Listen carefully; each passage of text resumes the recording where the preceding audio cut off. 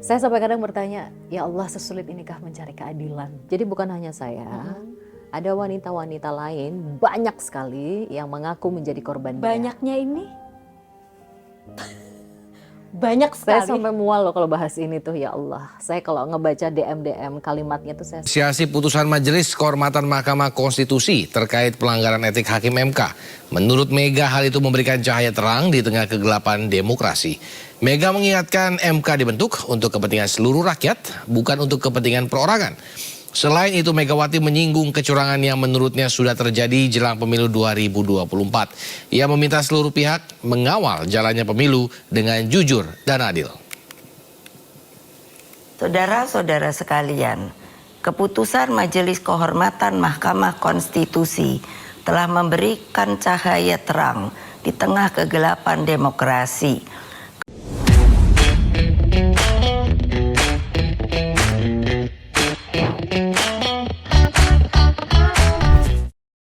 Dapatkan dan sejauh ini seperti apa langkahnya? Ya, saya lebih senang untuk menggunakan istilah aroma kecurangan pilpres ya.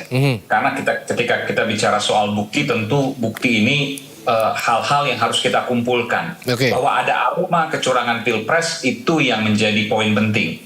Pertama, saya ungkapkan pada konferensi pers beberapa hari lalu, di mana saya sampaikan pada waktu itu ada sejumlah perwira polisi yang kemudian bercerita kepada saya terkait dengan keberatan karena diminta untuk mendukung pasangan Prabowo Gibran. Itu yang pertama ya.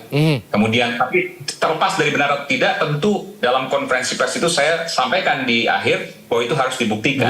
Tapi bahwa itu sebuah fakta adalah itu hal yang saya terima, itu hal yang saya sampaikan, dan itu merupakan aroma. Nah, ketika buktikan harus kita turun ke lapangan untuk membuktikan hal itu. Kemudian yang kedua, dari laporan media Indonesia ya, bahwa disebutkan baliho pasangan Prabowo Gibran dipasang oleh polisi. Ini laporan investigasi dari Harian Media Indonesia.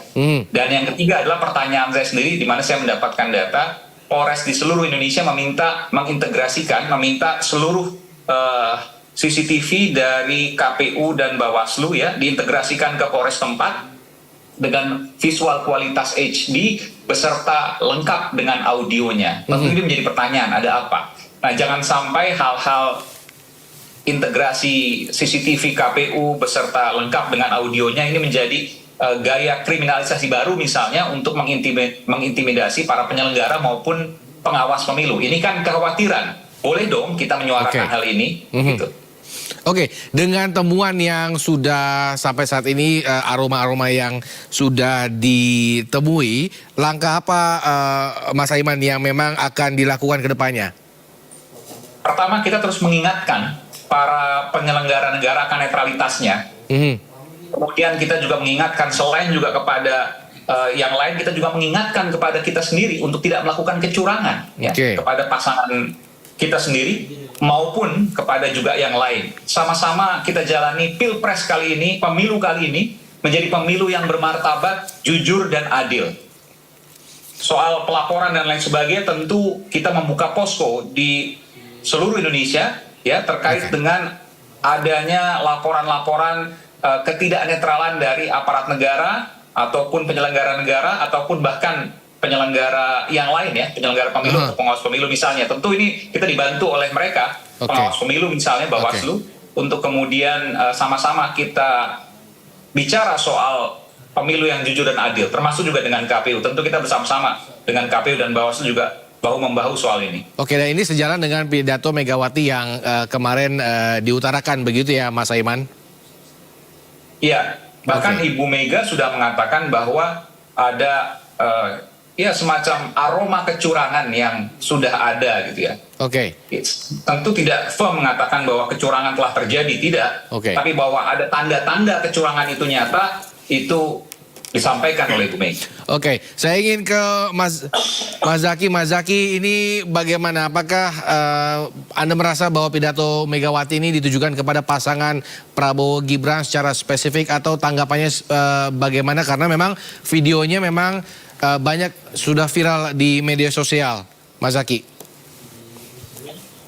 Ya, terima kasih. Bu Mega ini kan dua sisi ya. Satu sisi Ya. beliau adalah Presiden RI yang keempat dulunya. Tentunya beliau berpengalaman bagi melaksanakan pemilu. Ya, itu satu. Pertama beliau pernah. Yang kedua, tapi kan beliau juga posisinya saat ini adalah ketua umum dari partai politik terbesar. Suaranya di parlemen, yaitu satu hal yang masih diingat. Yang kedua juga terbesar di kabinet. Jangan lupa ini, menterinya masih banyak di dalam kabinet. Jadi bagian dari pemerintahan dan punya power besar. Nah, kalau kami misalnya, saya ini dari Demokrat, nggak ada yang menterinya di kabinet. Jadi kalau misalnya katakanlah punya power, kekuatan untuk melakukan kecurangan atau mempengaruhi, ya tentunya yang berada di dalam pemerintahan lah yang lebih mampu untuk itu. Itu yang kedua. Yang ketiga, ini kita juga senang sekali nih, Bu Mega mengingatkan, Mas Aiman mengingatkan, kita mengingatkan. Dan kami juga ingin mengingatkan, jangan lupa, ya poin ketiga kami, wakil atau cawapresnya Mas Ganjar itu kan Menko Polhukam, ya kan? Apa tugas Menko Polhukam itu? Ya pemilu ini masuk ranahnya siapa? Kalau misalnya dikatakanlah ada aparat yang dicurigai curang atau tadi ada aromanya, ya Menko Polhukam seharusnya termasuk yang terdepan dong. Ya kan? Jadi saya kadang-kadang bingung ini sebenarnya Sudah mengatakan Bung Zaki. Iya, enggak, maksud saya Sudah mengatakan, Pak Mahfud sudah mengatakan akan jangan sampai curang. Benar. Aparat jangan sampai curang itu udah sebuah poin penting dari Pak Mahfud. Benar. Nah, benar, bagus begitu sudah mengatakan, tapi kan menjadi pertanyaan besar. Menjadi pertanyaan besar pada saat lo ini kan tugas tanggung jawabnya siapa? Lalu dilontarkan ke publik seakan-akan bukan tanggung jawabnya dia. Ya kalau memang merasa tidak bisa punya tanggung jawab itu, yang mendingan mundur aja, kan begitu sederhananya. Kan? Saya pikir poinnya bukan gitu ya, Bung Zaki. Jadi begini. Bingung nih. Iya. Jangan menyerang. Poinnya jangan dibolak-balik gitu. Kalau kita bicara soal kekuasaan, tentu presiden di mana anaknya berkontestasi saat ini ada di pasangannya Bung Zaki. Itu yang pertama. Kemudian kalau kita bicara kader jumlah, partai mana, Mas? Ya? Presiden kader partai mana? Presiden bukan presiden yang partai anaknya mana? berkontestasi. Kan bicara soal Petugas anaknya. partai kan? Petugas partai Anaknya kan? Presiden ini kan? Partai mana? Tapi kan anaknya presiden ini partai dekat mana? kira-kira kalau partai dengan anak. Baik. Ya, kontestan dengan yang memegang kekuasaan. Bahkan gitu. anak dan anaknya yang lain dan menantunya itu ada di kubu Anda kan? Itu kan sinyal bagaimanapun juga akal sehat publik akan punya persepsi ke sana, tidak bisa dihindarkan itu Bung Zaki. Jadi jangan dibolak-balik. Iya, maksudnya. Baik, kita tahan. Harus adil dong, harus adil. Baik. Tapi saya sampaikan gitu tadi saya belum selesai. Jadi begini. Menebar Jadi hoax. kalau kita bicara begini.